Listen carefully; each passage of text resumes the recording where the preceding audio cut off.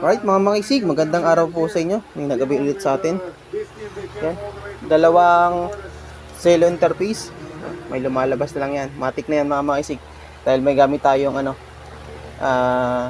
waybill printer.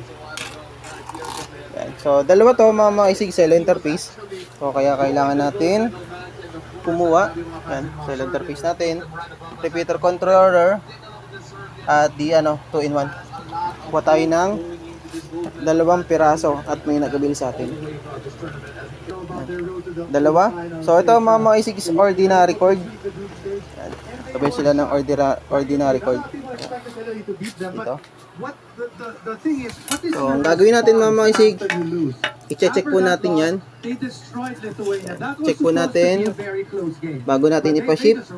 At lalagay po natin sa sa karton. Para